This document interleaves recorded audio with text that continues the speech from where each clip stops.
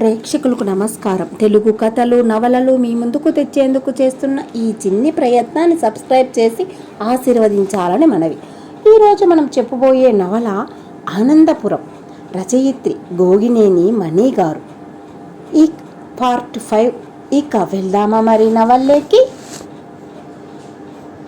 ముస్లిం రైతు రెహమాన్ కొడుకు సలీం 2-3 ఏళ్లుగా ఉద్యోగ ప్రయత్నాలు చేసి ఫలించక వ్యవసాయం బాట పట్టాడు.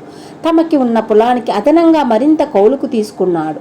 రెహమాన్కి ఆరోగ్యం కూడా సహకరించకపోవడంతో సలీం పూర్తిగా బాధ్యత తీసుకోవాల్సి వచ్చింది. తప్పనిసరి వ్యవసాయం చేయాల్సి వచ్చిందనో, తండ్రి అనారోగ్యం లాంటి కారణాలు ఇంకేమైనా ఉన్నాయో తెలియదు, కానీ అతను మాత్రం ఏదో అసంతృప్తితో రగిలిపోతున్నట్లుగా కనిపిస్తున్నాడు. అందుకే మాట కూడా కొంచెం దురుసుగా ఉంటోంది అనిపిస్తోంది. సుభాష్ రసాయనిక ఎరువులు నిషేధం గురించి, ప్రకృతి సేద్యం గురించి సలీంతో మాట్లాడబోతుంటే, మీకేంటి సార్, ఎవరో జనం ఆరోగ్యం అంటూ ఎన్నెన్నో చెబుతారు, మాకు గిట్టుబాటు అవుతుందో లేదో చూసుకోవద్దు అంటూ పెడసరంగా మాట్లాడాడట. ఆ రోజే సాయంకాలం సలీం పొలం దగ్గరికి వెళ్ళింది. సలీం గట్టున నిలబడి పనులు పురమాయించే రకం కాదు.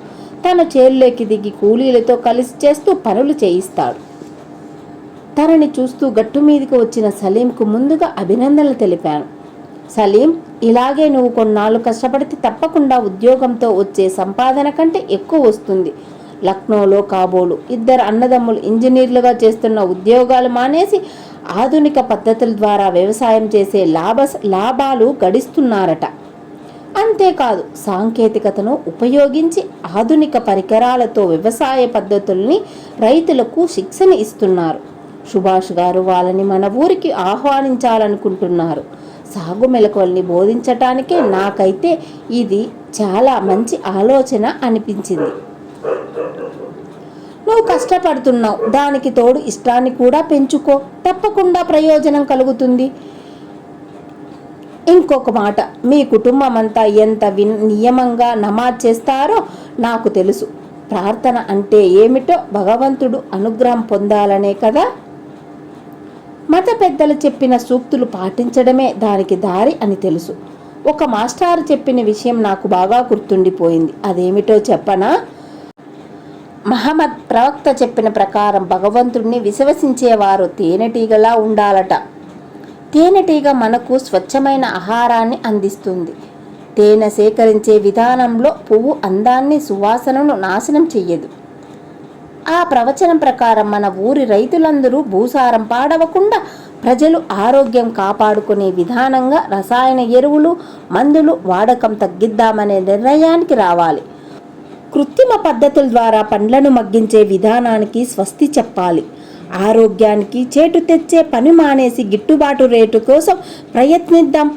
ఏ పని చేసినా ఎవరి జనం కోసం అనుకోవద్దు, ఆ జనంలో మనం కూడా ఉంటాం. అందుకే మన కోసం, మన ఆరోగ్యం కోసం ఈ నిర్ణయం తీసుకుంటే మన ఊరి ఉత్పత్తులకి ఒక బ్రాండ్ నేమ్ వస్తుంది. వ్యవసాయానికే కాదు, ఏ వ్యాపారానికైనా స్వచ్ఛత, నాణ్యత అనేవి చాలా ముఖ్యం. వెంటనే ప్రోత్సాహంగా లేకపోయినా నిదానంగా మంచి ఫలితాన్ని పొందవచ్చను. అవునా? అందుకని నువ్వు చొరవ తీసుకుని రైతులందరినీ ఈ నియమానికి కట్టుబడి ఉండటానికి ఒప్పించాలి. తను వైపు సలీం కొంచెం అయోమయంగా చూసి, అదేమిటి మేడం, నా మాట ఎవరు వింటారు? సుభాష్ గారు ఈ మాట చెప్పగానే నేనే వినిపించుకోలేదు అన్నాడు. నాకు మాత్రం నీ మీద నమ్మకం ఉంది, ఈ పని చెయ్యగలవని. నువ్వు చదువుకున్నవాడివి, మీ కుటుంబానికి ఉన్న మంచి పేరు, ఇవన్నీ అనుకూలమైన అంశాలే. ఇప్పుడు చూడు, మన ఊళ్ళో ఆడవాళ్ళందరూ బృందాలుగా ఏర్పాటు చేసి పిండి వంటలకు శుచి, రుచి అంటూ ఎంతో పేరొచ్చిందో, అలాగే వ్యవసాయ ఉత్పత్తులకు కూడా మంచి పేరు వస్తే రేటు కూడా దానంతట అదే వస్తుంది. సరేనా? సలీం మొహం ఆనందంతో కొంచెం విచ్చుకుంది. నిజమేనండి, మా ఇంట్లో ఆడవాళ్ళు పిండి వంటలు తయారీకి వెళ్తున్నారు. దగ్గర ఒక్కొక్కరికి నెలకు 10,000 వరకు సంపాదన ఉంటుందని సంతోషిస్తున్నారు అన్నాడు. తన మాటలు అతని మీద బాగానే ప్రభావం చూపించాయని అర్థమై ఆనందం కలిగింది. సుభాష్ ఏర్పాటు చేసిన రైతు సమావేశానికి వచ్చి ముందుగా తన నిర్ణయాన్ని ప్రకటించి అందరినీ ఒప్పించే ప్రయత్నము చేస్తానన్నాడు. ఇదంతా సుభాష్కి చెప్పినప్పుడు సరదాగా నవ్వి, మీకు ఎవరినైనా మాటలతో ఒప్పించగలిగే నేర్పు ఉందని చెప్పానా? మీరు డాక్టరే ఉంటే మీ మాటలతో రోగులకు జబ్బు నయమై మందుల ఖర్చు సగానికి సగం తగ్గి ఉండేది.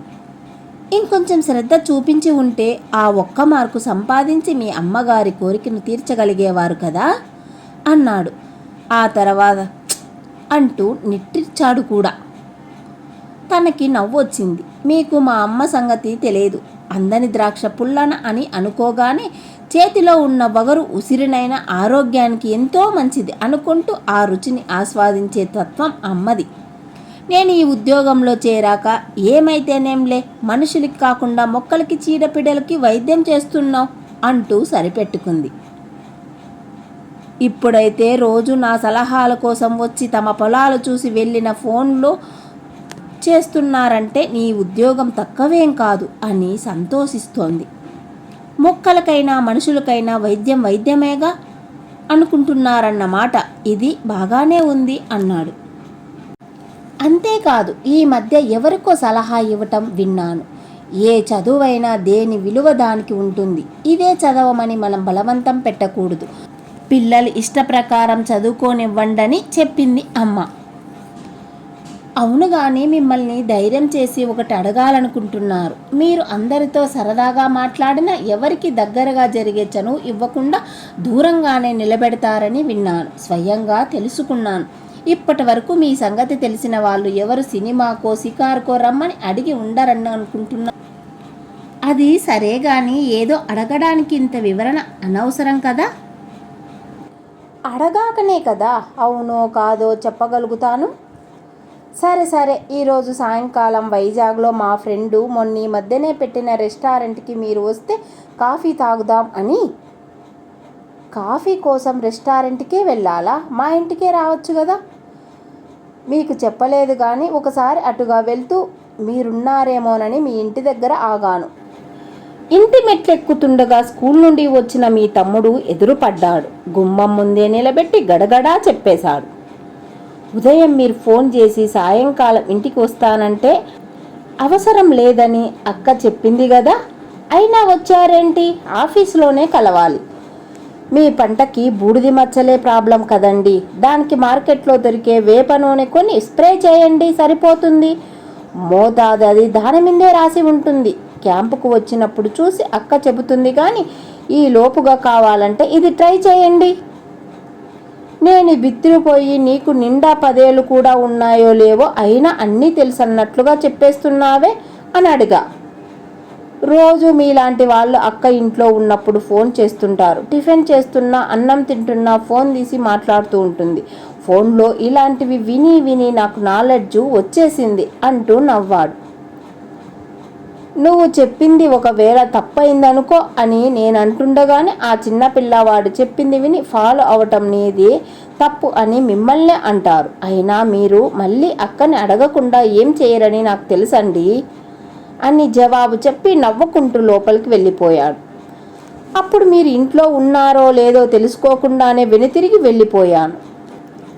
రైతులైనా మీ ఇంటికి సలహాల కోసం రారని తెలిసి నేనెలా రాగలను? మామూలుగా రావటానికి ఫ్రెండ్ని కూడా కాదు, కొద్దిపాటి పరిచయం తప్ప. ఇప్పటికి మీతో పరిచయం పెరిగింది. ఆ పైన మా ఫ్రెండ్ కూడా రెస్టారెంట్కి మీరోసారి వస్తే బాగుంటుందని అనటంతో మీ ఫ్రెండ్కు నేనెలా తెలుసు? ఈ చుట్టుపక్కలే వాడికి ఓ 4 ఎకరాలు ఉన్నాయిలేండి. అందుకే మీతో ఫోన్లో మాట్లాడుతుంటానని అన్నాడు. అలా తెలుసు. నిజమా? అతని పేరు? సుభాష్ నవ్వేశాడు. మీరు చాలామందికే తెలుస్తారు కదని అలా తమాషాగా చెప్పానంతే. మీరు నన్ను స్నేహితుడిగా అంగీకరించారో లేదో తెలియదు కానీ నేను మాత్రం మిమ్మల్ని ఒక మంచి ఫ్రెండుగా అనుకుంటున్నాను. ఒక ఫ్రెండ్ గురించి ఇంకొక ఫ్రెండ్తో మాట్లాడడము అలా తెలుసు మీరు వాడికి. సరే అయితే సాయంకాలం కలుద్దాంలేండి అంది చిరునవ్వుతో. అలా అక్కడ కలిసినప్పుడు అతని మనసులో మాటకు మరో విధంగా తెలియజేసే చివరకు తన చేతనే చెప్పించాడు. రేపు సుభాష్ ఇంటికి వచ్చినప్పుడు పరిచయం చేశాక అప్పుడప్పుడు వచ్చి వెళ్తుంటే ఇంట్లో వాళ్ళకి అతని గురించి ఒక అభిప్రాయం ఏర్పడుతుంది. ఏమో అప్పుడు వాళ్ళే ఇలాంటి ప్రపోజల్ తీసుకువస్తారేమో. అలా జరిగితే తనే చెప్పాల్సిన అవసరం ఉండదు. ఆ ఆలోచన రాగానే తనలో తానే నవ్వుకుని నిద్రపోయింది అవని. అమ్మ, సాయంకాలం నా ఫ్రెండు ఒకరు వస్తారు మన ఇంటికి, ఏదైనా టిఫిన్ చేస్తావా? తల్లిని అడిగింది అవని. అలాగేలే, నువ్వు వచ్చే ముందు ఫోన్ చేయి, వేడిగా పకోడీ వేస్తాను అంది సుమతి. అవని వెళ్ళిపోయాక ఆవిడకు సందేహం వచ్చింది. తనకి తెలియని ఫ్రెండ్ ఎవరబ్బా? ఫ్రెండ్స్ ఎవరూ లేరే అవనికి. పేరు చెప్పకుండా ఫ్రెండు వస్తారు అని మాత్రం చెప్పిందేమిటి అనుకుంటూ అత్తగారిని సాయంకాలం మన ఇంటికి వచ్చే అవని ఫ్రెండు ఎవరు అని అడిగింది. నాకేం చెప్పలేదే అందావిడ. ఎవరో వస్తామని అన్నారేమో, దానికి ఎవరై ఉంటారు అని ఆలోచిస్తున్నావా? అంత తెలుసుకోవాలనుకుంటే ఫోన్ చేసి అడుగు, లేకపోతే సాయంకాలం వాళ్ళెవరో వచ్చాక తెలుస్తుందిగా మళ్ళీ అంది కోడలితో. అవును అంతే, ఎవరైతే ఏం, అడిగేదేముంది అని ఆవిడ ఊరుకుంది. సాయంకాలం అవని తండ్రికి ఫోన్ చేసింది. నాన్న, సుభాష్ గారు జర్నలిస్ట్, మన ఊళ్ళో భీమన్నతో కలిసి ఉంటున్నారు తెలుసుగా అంటూ ఇంకా చెప్పబోతుండగా ఆయన మధ్యలోనే, ఎందుకు తెలియదమ్మా, ఊళ్ళో ఎన్ని మంచి పనులు చేయిస్తున్నారో ఆయన గురించి వినటమే కానీ నాకు పరిచయం లేదు. అవును, ఎందుకు అడిగావు అన్నారు. అదే, నాకు పరిచయం ఉందిగా, మన ఇంటికి రమ్మని పిలిచాను. ఉదయం అమ్మకి చెప్పానులేండి. నేనిప్పుడు బయలుదేరుతున్నాను. ఒకవేళ ఈ లోపుగా వస్తే మీరు కూర్చోపెట్టి మాట్లాడతారని చెబుతున్నాను. అలాగే అంటూ ఫోన్ పెట్టేశాడు. 5 నిమిషాలకే వచ్చిన సుభాష్ని రండి రండి అంటూ ఆహ్వానించి కూర్చోబెట్టారు. అవని మా అమ్మాయే, మీరు వస్తారని ఇప్పుడే ఫోన్ చేసి చెప్పింది. బయలుదేరింది కదా, ఇక వచ్చేస్తుంది. నా పేరు నారాయణమూర్తి అని పరిచయం చేసుకున్నాడాయన. అప్పుడే లోపల నుండి వచ్చిన విస్సు సుభాష్ని హాల్ గదిలో చూస్తూనే మీరు మీరు మా ఇంటికి అంటూ మాటలు ఆపేశాడు. అవును వచ్చాను అంటూ రమ్మని చేత్తో పిలవగానే వచ్చి విస్ పక్కనే కూర్చున్నాడు. నారాయణమూర్తి వైపు చూసి, మీ అబ్బాయి ఇంతకుముందు నాకు బూడిద మచ్చల తెగులుకు వేప నూనె వైద్యం చెప్పాడు. అక్కకి అలా మాట సహాయం చేస్తుంటాడు కాబోలు అని నవ్వాడు. అప్పుడు నాకు తెలియదుగా, ఎవరో రైతు అనుకున్నాను నసుకుతూ విస్సు సంజాయిషి ఇచ్చాడు. జరిగిందంతా నారాయణమూర్తికి సుభాష్ చెబితే వీడికి తొందర, వాగుడు కొంచెం ఎక్కువలేండి అంటూ ఆయన నవ్వాడు. అప్పుడు నేను ఎవరో తెలియదు అన్నావు అంటే ఇప్పుడు తెలుసునా మరి? సుభాష్ని అడిగితే, ఓ ఎందుకు తెలియదు, మీరు మా ఊరికి వచ్చిన శ్రీమంతుడు కదా అన్నాడు. కళ్ళు పెద్దవి చేసి, శ్రీమంతుడా ఏమిటి, నాకు అర్థం కాలేదు. సుభాష్ విస్సు వైపు కొంచెం ఆశ్చర్యంగా చూశాడు. శ్రీమంతుడు సినిమా వచ్చింది చూడలేదు? చూశాను. అయితే ఆ సినిమాలో హీరో ఊరికి వచ్చి ఊళ్ళో వాళ్ళు ఏది కావాలని అడిగితే దానికోసం సరే అది చేసేద్దాం అంటూ ఖర్చులకు చెక్కులకు రాసిస్తుంటాడే, అలాగే మీరు మా ఊరికి వచ్చి అది ఇది అంటూ చాలా పనులు చేస్తున్నారని మా స్కూల్ మాస్టర్ కూడా అనుకోవటం విన్నాను. అందుకే అలా అంటూ మాటలు ఆపేసి చిన్నగా నవ్వాడు. బావుంది, అది సంగతి అంటూ సుభాష్ కూడా నవ్వి, కానీ నేను అలాంటి శ్రీమంతుడిని కాను. చెక్కులు ధారాళంగా అలా ఇచ్చేయటానికి అంత ఆస్తిని నేను వారసుడినేం కాదు. మాది మధ్యతరగతి కుటుంబమే. నేనొక పని మీద ఇక్కడికి వచ్చి ఊరిని అభివృద్ధి చేసుకోవటానికి ప్రభుత్వం మీద ఆధారపడకుండా అందరూ కలిసి ఎలా బాగు చేసుకోవచ్చో నాకు తెలిసిన సలహాలు ఇస్తున్నాను. ఊరి వాళ్ళందరూ మంచివాళ్ళు కాబట్టి నా మాటలు మన్నిస్తున్నారు. నాది మాట కాదు, కేవలం మాట సహాయం మాత్రమే అన్నాడు చిరునవ్వుతో. వీడికి మా నాన్న పేరు పెట్టాం, విశ్వనాథ్ అని. మా బంధువులంతా పోలికలన్నీ ఆయనవే అంటారు. అయితే ఆయన ఎంతో మితభాష, వీడంతా మాటల పుట్ట, అదేమిటో మరి అంటూ నవ్వుతూ మూర్తిగారు విస్సుతో వంటగదిలో అమ్మ ఏం చేస్తోందో చూసిరా అన్నాడు వాడిని అక్కడ నుండి లోపలికి పంపించే ఉద్దేశంతో. ఏమిటి నాన్న, పకోడీల వాసన ఇక్కడికి వస్తోందా అంటే ఏం చేస్తుందో తెలియటం లేదా, వెళ్ళి చూసి రావాలా? ఆ మాటలకి సుభాష్ నవ్వగానే ఆయన తప్పక నవ్వినట్లుగా నవ్వాడు. ఒక్క క్షణం ఆలోచనలో పడి, విసు నానమ్మని అడిగి డబ్బు తీసుకొని కూల్ డ్రింక్స్ తీసుకురావాలంది, వెళ్ళు తీసుకురా అనగానే వాడు హుషారుగా లోపలికి పరిగెట్టేశాడు. చూసారా, వాడికి ఇష్టమైన పని అయితే అలా పరుగు పెట్టేస్తాడు. మన పెద్దరికం నిలుపుకోవాలనుకుంటే వాళ్ళకి నచ్చినవే చెబుతుండాలి. రోజులు అలా ఉన్నాయి. నారాయణమూర్తి సరదాగా అన్న మాటలకు సుభాష్ తలూపి ఊరుకున్నాడు. ఇంట్లో ఉన్న ఆడవాళ్ళు ముగ్గురు అటూ ఇటూ తిరుగుతున్నట్లుగా వచ్చి సుభాష్ని పలకరిస్తున్నట్లుగా చిరునవ్వుతో చూశారు. సుభాష్ లేచి నిలబడి నమస్కరించగానే కూర్చో బాబు, అవని వచ్చేసి ఉంటుంది అని లోపలికి వెళ్ళిపోయారు. వరాలు వచ్చి మంచినీళ్ళ గ్లాసులో టీపాయ్ మీద పెట్టగానే వేడిగా ఉన్నప్పుడే బాగుంటాయి, పకోడీలు తెచ్చేసాయి అని మూర్తి గారు పురమాయించగానే అమ్మగారు మధ్యలో ఆపేసి ఏదో స్వీట్ చేస్తున్నారు అని అవని అదే అమ్మాయి గారు వచ్చాక అందరికీ పెడదామని అన్నారు అని టకీమని జవాబు చెప్పేసింది వరాలు. సర్లే వెళ్ళు అని సుభాష్తో అవనిని చిన్నప్పటి స్నేహితురాలని కొంచెము చనువు ఎక్కువ, పెత్తనం కొంచెం ఎక్కువ చేస్తుంది. మంచి పిల్ల, పని విషయంలో వేలెత్తి చూపే అవసరం రానేదు, ఇంటి అమ్మాయిలా కలిసిపోయింది అన్నాడాయన. వెనక్కి వెళ్ళిన వరాల మధ్యలోనే ఆగి నారాయణమూర్తి మాటల్ని పూర్తిగా విని అప్పుడు సంతోషిస్తున్నట్లుగా ముసిముసి నవ్వుతో వంటగదిలోకి వెళ్ళటం గమనించిన సుభాష్ కూడా లోలోన నవ్వుకున్నాడు. ఇద్దరు ఏం మాట్లాడుకోవాలో తోచనట్టుగా అటూ ఇటూ చూస్తున్న సమయంలో మూర్తి గారు ఫోన్ మోగేసరికి వెంటనే తీశారు. అవనే చేసింది. నాన్న, నాకు ఇంకొంచెం ఆలస్యమైంది, 10 నిమిషాల్లో వచ్చేస్తున్నాను. అంతవరకు మీరు సుభాష్కి మన ఇంట్లో వాళ్ళందరినీ పరిచయం చేసి కబుర్లు చెబుతూ ఉండండి. ఆ మాట సుభాష్కి వినిపించాయి. నారాయణమూర్తి అవని మాటలు తూచా తప్పకుండా పాటిస్తున్నట్లుగా సుభాష్తో వెంటనే పరిచయ వివరాలు మొదలుపెట్టారు. మా చిన్నబ్బాయి చూశారుగా, వాడికి వాడే గూగుల్ బాయ్ అని అనుకుంటాడు. ఏదైనా అడగండి, తెలియదన్న మాటే నోటి వెంట రాదు, ఏదో ఒకటి చెప్పటమే అలవాటు. మీ సహనానికి పరీక్ష పెట్టాలనుకుంటే వాడి దగ్గర ఒక అరగంట కూర్చుంటే చాలు. ఇక మా పెద్ద అబ్బాయి విషయానికి వస్తే వాడి పేరు సూర్యచంద్ర, పాతకాలపు పేరే. మా అమ్మ మాట కాదనలేక పెట్టాల్సి వచ్చిందనుకోండి. వాడు పుట్టిన సమయం ఆకాశాన సూర్యుడింకా అస్తమించకుండానే ఇంకొక వైపు నుండి చంద్రోదయం అంటూ మా అమ్మ మురిపెం. అందుకే ఆ పేరు పెట్టానంటుంది. ఇంజనీరింగ్, మెడిసిన్ లాంటి కోర్సులు జోలికి పోకుండా బీకాంలో చేరాడు. యాక్టర్ అవ్వాలనో బిజినెస్ చేయాలనో వాడి ఆలోచన. వాడికి ఏవో ఉండి ఉంటాయి, కానీ బయటికి మాత్రం చెప్పడు. నేటి కుర్రాళ్ళ ఫ్యాషన్, ఫిట్నెస్ వగైరాల గురించి తెలుసుకోవాలనుకుంటే కాసేపు వాడితో మాట్లాడాలి. ఇంకాసేపటిలో కాలేజీ నుండి వస్తాడు. ఇక అవని అమ్మ సుమతీదేవి అష్టావధాని అంటే ఏమిటో అనుకోండి. ఆవిడికి వంటే కాకుండా మా అందరి పనులు కూడా భుజానేసుకొని హడావుడి పడటం ఇష్టం. అష్టావధానం చేయగలుగుతున్నానని సంతోషిస్తుంది.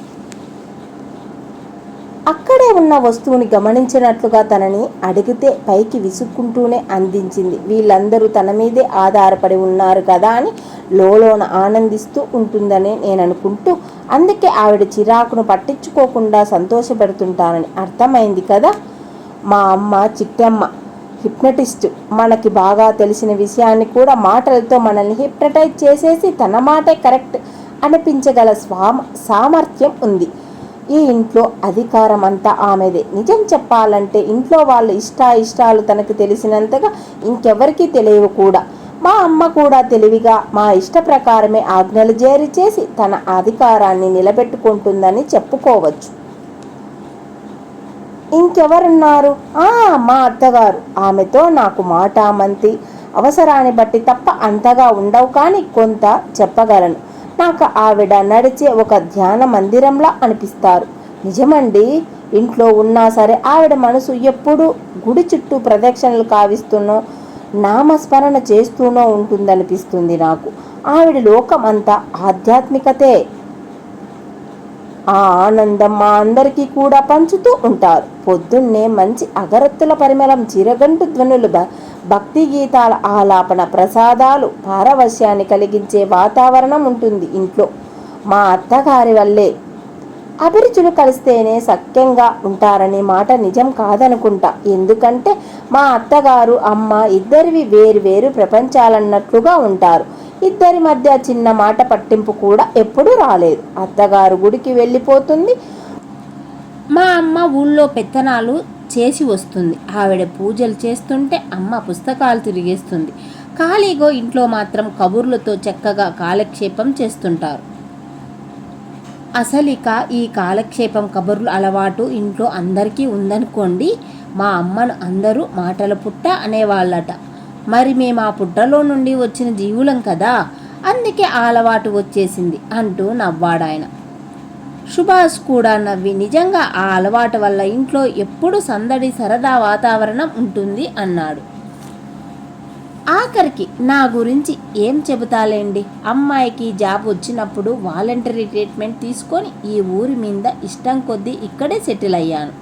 మీ గురించి మీరేం చెప్పక్కర్లేదులేండి. ఊళ్ళో వాళ్ళు అనుకునేదే విన్నాను. ఎవరికి ఏ అవసరం వచ్చినా సహాయం చేయడానికి ముందుంటారని, అందరికీ అవసరమైన విలువైన సలహాలు ఇస్తారని విన్నా. సుభాష్ మాటలకు ఆయన పెద్దగా నవ్వి, ఉచిత అనే మాటను అనలేక విలువైన అన్నట్లు అన్నారు, అంతేగా అన్నారు. సుభాష్ ఏదో అనబోతుండగా అవన్ ఇంట్లో అడుగుపెట్టి, సారీ అండి, అనుకోకుండా కొంచెం ఆలస్యమైంది అంది. ఇంట్లో వాళ్ళని హడావుడి పెట్టేసింది. ఏంటమ్మా మీరంతా లోపలే ఉన్నారా? అందరినీ పరిచయం చేద్దామనేగా సుభాష్ గారిని ఇంటికి రమ్మన్నాను అంటూ అందరినీ తీసుకువచ్చి కుర్చీలో కూర్చోబెట్టింది. వరాలతో పాటు లోపలికి వెళ్ళి టిఫిన్ ప్లేట్లు తీసుకువచ్చి అందరికీ అందించింది. పరిచయం మొదలు పెట్టనా అని అవన్ అంటుండగానే సుభాష్ అవన్నీ అయ్యాయండి అన్నాడు. ఇంతటితో ఈ ఎపిసోడ్ ముగిద్దామండి. మిగిలింది నెక్స్ట్ ఎపిసోడ్లో విందాం.